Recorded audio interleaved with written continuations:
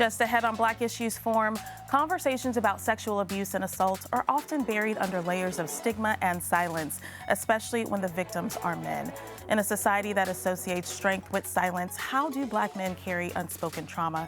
And what does healing look like when the pain is no longer able to be hidden? We talk about healing, breaking the stigma, and building a path forward. Coming up next, stay with us. Quality public television is made possible through the financial contributions of viewers like you, who invite you to join them in supporting PBS NC.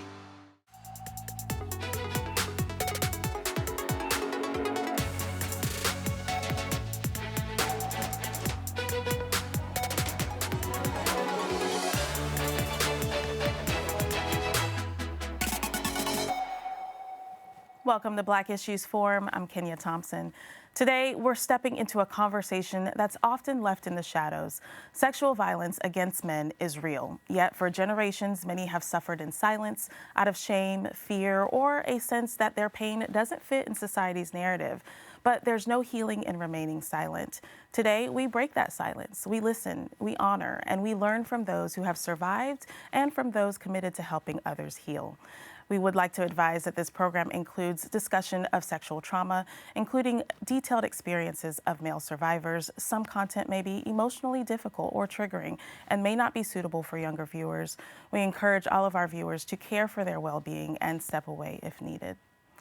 A little later in the discussion, we'll receive guidance from a licensed therapist. But first, joining me to share his story and the work he's doing to uplift others is Marcel Anderson, a survivor, an advocate, and a founder of Accelerating Men, an organization dedicated to empowering and supporting young men through their healing journeys. Welcome to the show. Thank you for having me. Of course, thank you.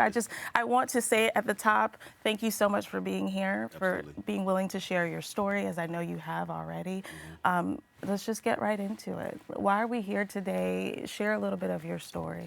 Yeah, if you did not know, April is Sexual Assault Child Abuse Awareness Month, so we just transitioned from that. Me sharing my story over 10 years ago, I was held in a home invasion where I was held gunpoint, blindfolded, and handcuffed, where the robber told me if I did everything he told me to do, I may live. So psychologically processing that, I didn't know if I was going to make it out alive. Yeah. But as I thought things couldn't get any worse, he shoved me in the back room, laid me flat down, and began to brutalize me with the pole and the gun. When I thought things couldn't get any worse, he began to pull down my pants and took the pole and stuck it up my anal, maybe over 30-something times. People ask me, how do I know the amount of times that he did that? I don't know. It just felt like it lasted forever. Yeah. Right? So it did so much internal damage that I lived with a colostomy bag for over 4 months. I was in Duke Hospital for over a month. I went through an 8-hour surgery where I woke up, didn't realize that I was going to go through all of this. And I always commend Duke for saving my life. Yeah. I didn't live with that colostomy for the rest of my life for only 4 months. It was reversed, and I was grateful for that. So just as a male sexual assault survivor, I went through a lot, but I survived. And I'm here today to share my story. Yeah. How old were you when this happened? I was in my 20s. Yeah. So this is over 11 years ago. About 11, 12 years. I just turned 40. Yeah. So it's been a while. It's been a while. Take us back to that moment. What was going through your head? Well, first, you know, it was that flight or survival mode kind of feeling, you know, if I do what he says to do, then I can potentially live. So you had to face mortality in that moment. But then as the sexual assault began, what was going through your mind? Yeah, I asked myself, did anyone else experience this? And I began to do a Google search and just was locating other individuals or organizations that address sexual violence against men in particular. That was after, though. Yeah, but that like was in the moment. In that moment, Yeah. I was scared, fearful, and I said, God, if this is my last day, I serve you, right? But I said, if you can just get me out of this situation, I'll serve you even more. But in that moment, I was fearful for my life, didn't think I would make it. I endured pain, suffering, and there's so many things that was racing in my mind. I didn't think I would be able to walk away and to be able to see my family again, to see my brothers, see my sisters. Yeah. But in that moment, I just did what I could just to survive. The more that the sodomization took place, I felt like the more pleasure that he received. So as I had to loosen my backside up, he began to, push the pole up even more. So the doctors, the police officers said, "But you're stronger than you thought," because anybody else would have blacked out, would have died, would have been in a mental institution. But I was grateful to be able to walk away and remind myself how strong I am. Not identifying what happened that it was good, but identifying that I was stronger than I thought. So you mentioned a few minutes ago that you started Googling. Did anyone else go through this? So what were the stages that you went through and then realizing, I need help, I need to heal from this? Yeah, isolation, fearful, didn't trust a lot of people, and didn't trust myself to trust people, right? So just going through that process and that emotion of being angry, being fearful, being misled, being guarded, right? So I had to kind of regroup myself and plug into the necessary outlets to receive the energy that I need to make sure that I can still do life, consistently. So I went through a survival phase of living, just surviving, just being. Grateful that I can live, I can breathe. I'm good. But at some point, you realized I need to heal, right? So was the being good kind of this denial of there's things that I need to heal from, or did you acknowledge it? Did you share it? Like as a man, was that something you were able to communicate with other people? Yeah, I started sharing it probably not even a year after I went through my healing process. Okay. As I discovered that I wasn't the only one, and I learned about advocacy work.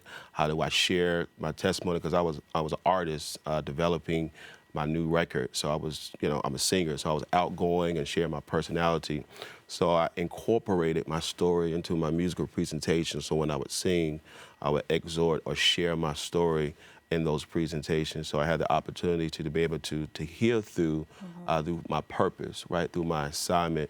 It was tough, but it helped me to be able to release the very thing that I felt, into public places. Because I was isolated for at least a year and started to share my story in my music. Had you gone through therapy before the assault happened? No, this is my first time even discovering or knowing that therapy was even available for me, not just for me, prior to my incident, but this in general post my incident. And it was because of therapy, as I mentioned to you earlier, that saved my life. And I recommend that to any male survivor or any black male in general. That therapy is important, and it can help you navigate through what you're dealing with. Because if you don't address it, it's going to address you. Indeed. Right? Indeed. Yeah. What was the conversation like among your friends? How were they able to cope and deal with the news? Because when things happen to people you love or care about, sometimes we find it hard. It was tough for my friends, my family, my parents. They was worried about me. They didn't know how to deal with me because my behaviors, my presentation, my whole persona changed. I will often say, I'm going to get back to my original self because I was outgoing, I was an extrovert, but, post of my incident, I changed, right? And I knew recently, a couple years ago, realizing that I wouldn't get back to my original self. I just evolved, right? I evolved to a new person, to a different person, to be able to channel what I've been through to get to where I am now. But my friends, my family, they were scared, they was mad, they was afraid. So there was a lot of emotions balled up with all of these people wanted to retaliate to who. We didn't know who did this, but they were just angry, they was mad. So they was channeling my same emotions, and someone had to manage them. So I had to be the mediator for my family, those who wanted to do abnormal things, let me just speak like that. I had to manage them and say, hey, listen, vengeance is mine, said the Lord. They will repay, he will repay. So it's not our battle to fight as much as we want it to. I know, right? Deep Yeah, down especially your inside, that mother, thing I'm is sure. bubbling up. Yes. I said, hey, let's just focus on being the best version of ourselves, and let's keep working on ourselves. And I believe justice will be served. Was he ever caught? No, it's still an ongoing cold case, right? They call it a cold case, open case, and you know that's challenging, right? Every year you have to deal with that, and again, I had to deal with me first to even consider thinking about trying to find justice for myself and other people. A lot of times people don't understand the different challenges that survivors go through, talking about forensic science in Washington, D.C., the backlog of them trying to solve your case. So waiting on that, and then investigators talking to you and, resharing your story. So it's a long list of things that you go through. Yeah. And at some point, you just want to hang it up, right? Yeah. But I have to be reminded that, no, you can't hang this up. You're fighting not just for yourself, but other black males out there as well. So let's you have talk to be, about that fight through Accelerating Men. Yeah. Share about the organization that you've created and its purpose. Yeah, so over 10 years ago, I was a teacher, special education. I taught high school, special education, and I saw a dire need for mentorship. One of my students said, Mr. Anderson, I want to be a part of your organization. I'm a part of Kappa Alpha Psi. So we had Kappa Lead at that particular time. And he didn't have the GPA requirement. I said, if I ever start a mentoring program, there won't be requirements to get in, but it's going to be requirements to stay in. Okay. So back then I started the program just to be able to help young men identify who they are before operating their purpose. So we focus on identity development, leadership development, character development, self-esteem, awareness, and spiritual development. Just helping each young man to know who they are before operating their purpose. So do monthly workshops, conference calls, college tours, parenting workshops. We just help young men just identify, again, simply who they are so they can know where they belong, so they can decide where they don't belong. Yeah.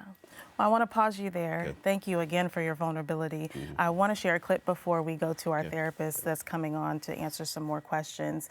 I've got a clip for us before our licensed therapist joins us. I want to share this clip. It's short, but it's a powerful message that captures the emotional weight of the silence that Marcel has experienced and why it's so important to make space for healing. Take a look. My name is Terry Crews. I am an actor, author, former athlete, advocate, and a survivor of a sexual assault. This past year, we have seen powerful men in Hollywood and elsewhere finally held accountable for sexual harassment and assault. We also saw the backlash survivors faced after coming forward.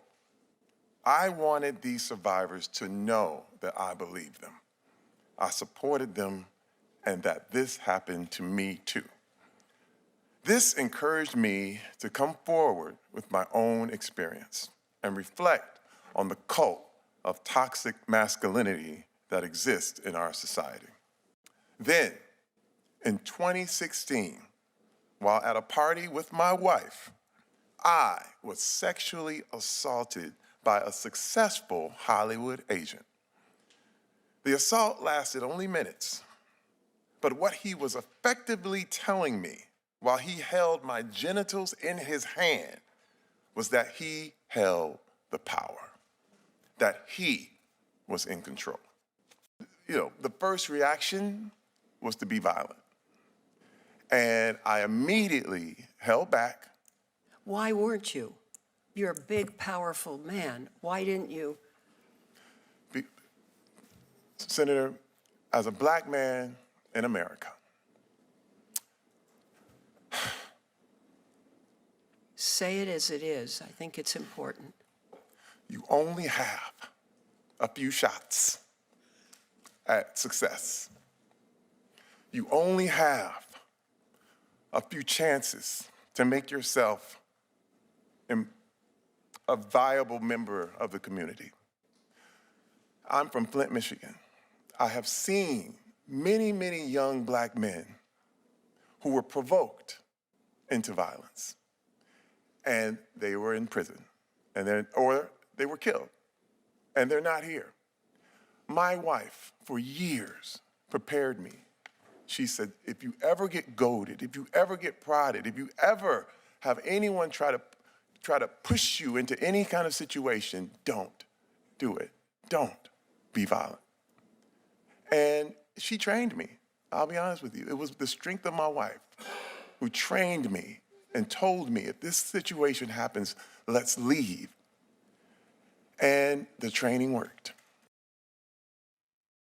Joining us now is Jason Phillips. He is a licensed therapist who has spent years working with Black men around emotional healing, mental wellness, and trauma recovery. Jason, I want to thank you for being here. Yeah, thank you for having me. And Marcel, thank you for being vulnerable and sharing your story with us. Yeah, so you heard Marcel's story. We heard that clip from Terry Crews.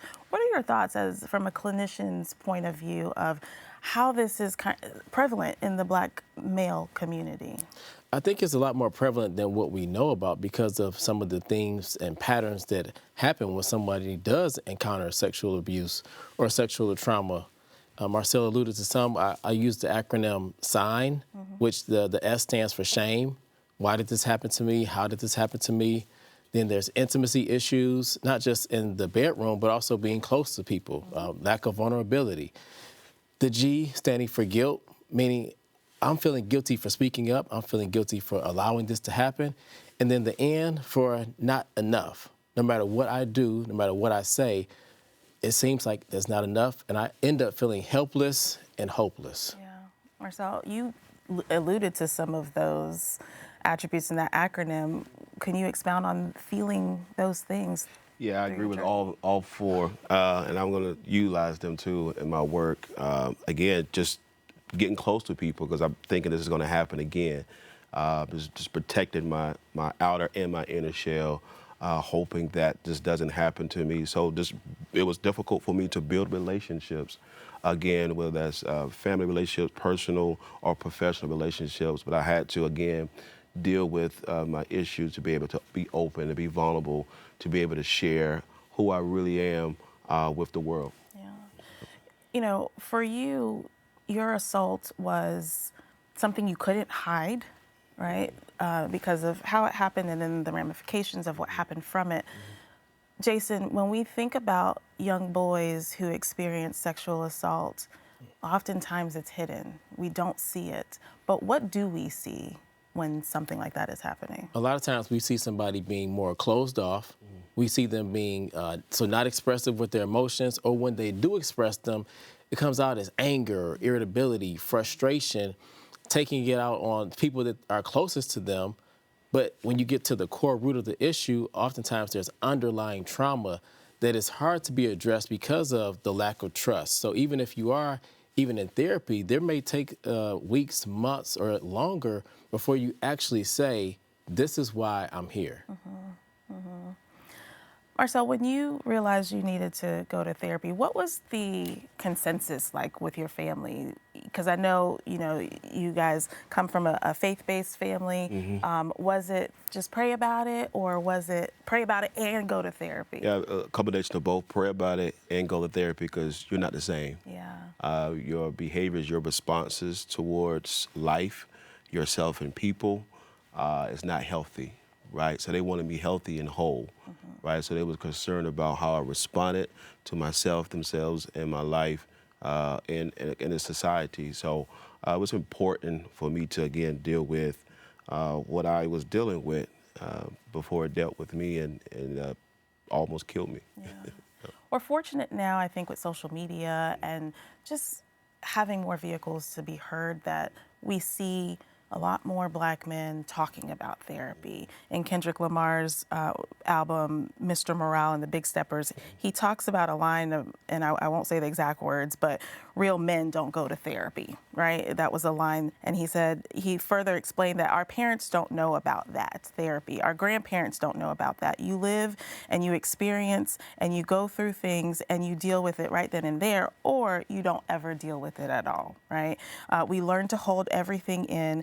And he was saying that that's not his forte. When people mention it to him, he's still stuck and he thinks about how his father said, what do you need therapy for? Right. And so he is now challenging a whole new generation to realize we do need therapy. What is that shift looking like in the mental health world for Black men? It's a big, beautiful shift. You know, being in the field for a little over 15 years, initially, I did not see a lot of Black men. It was very rare that a Black man would be in my office or on Zoom. Now, I'm seeing them more than ever. And I just shared a post on social media where I asked the question, fellas only, would you go to therapy? Why or why not? And like 90% of the responses were yes. Good. And even from people who I know personally who said years ago, they try to stay as far away from therapy as possible. So Yeah. I'm glad the narrative is shifting. So I know you have Accelerating Men for young boys. Do we see other spaces being created in your community that you've built? Are we finding space for this kind of healing? Yeah, male survivor support groups are very important where men can come together collectively as a cohort to be able to share a shared experience, to know that they're not by themselves, that they can be vulnerable and share with other men, cry, lament, and feel emotional, scream, but do it in a safe space where it doesn't do harm to them or anyone else. So those spaces are available. Jason, if we have viewers who have experienced sexual trauma or assault either recently or decades ago, what is the first step in the process of healing? What does that look like? Yeah, the first step is being aware of how has this trauma or incident impacted you. As Marcel shared his story before the incident, he was very outgoing, bubbly, joking, probably easygoing. But then look at after, how have you changed? Is it hard for you to trust people? How are your personal relationships? How's your career doing? Is your life looking like what you wanted it to look like now? Right. Those are some of the things. Awareness first before you take the action steps. What are some of the ways that our Black women, our friends, anyone can support our male survivors? Marcel? Yeah, I believe is listen, listen, and believe them, Believe right? them, yeah. Listen, believe them, just be there, right? Don't try to be a therapist, right? Just know your role and know your place, trying to convince that, hey, you need help. Yes, they need help, give them the help, right? So I think just being there, walking alongside them, and supporting them through just being an advocate and holding their hand through the process so they can get to that space of support. Throughout the show, we have displayed hotlines, help resources. We have the National Support RAIN. We have 1in6.org, which is specific to men experiencing sexual assault and trauma. And then we have our North Carolina help that you can go county by county to find resources and assistance. I would love for you to share Accelerating Men's website and how, if someone wants to support that initiative, how they can help. Yeah, they can go to acceleratingmen.com right now and learn more about who we are and what we do and our upcoming events. They can also go to my website and find my latest book, Still Living, A Victimized Man's Journey on Purpose to Live, as a resource as well. Thank you for that. And Jason, what are some things, like let's say someone wanted to reach out to you. Obviously, I would love for you to share your contact information as well. What are some of those things they may experience in a session? One is listening and holding space. I think, having the experience and the credentials is great, but also the therapeutic rapport. So I'm going to be present with you. I'm going to let you guide your journey. I'll have some tools for you, but you'll be the person leading that ship. And your website? Is jasonlphillips.com. One last question. I want to give you time to share the music and the work that you're doing. You've got your book here. Would you like to share that with us? Yeah, so I am an artist professionally. I get the opportunity to travel the country and share music that not only helps me, but also help the listeners. I do have my latest book, Still Living. Yeah. Still Living, A Victimized Man's Journey on Purpose to Live, where you can actually get my full in-depth story where how I overcame many challenges and how I found purpose. That the purpose saved my life. My purpose saved my life. So no matter what you've gone through, find a purpose in this life to help you navigate through the things that you experience. And in June, I have to plug this, June the 20th, I'm releasing my my next book in CD. So I turn all my lyrics into a lyrical workbook. So it's therapeutic for individuals who is looking for love, right? How do you find love and trust yourself and others after you're going through a traumatic experience? So it's called Trusted Love Relationship. So that book will be coming out soon as a connection to the first book. Yeah. Where can we find this? On my website, sellingreadymen.com, or Amazon, all the social media platforms, and it's available today. Nice, very good. Jason, one last thought here. When we think about children, what's the first thing that we do if they come to us with this kind of news? First is listen and make sure you don't try to blame them for what happened. So sometimes it's like, why didn't you tell me sooner? Or I wish I would have. So now that person is trying to kind of manage your emotions while they're sharing with you something very hurtful for them. Well, thank you both so much. Hopefully our viewers, I know they did, they found a resource here. Marcel Anderson, Jason Phillips, thank you for being here. And I thank you for watching. If you want more content like this, we invite you to engage with us on Instagram using the hashtag Black Issues Forum. You can also find our full episodes on pbsnc.org/Black Issues Forum and on the PBS video app. I'm Kenya Thompson. I'll see you next time.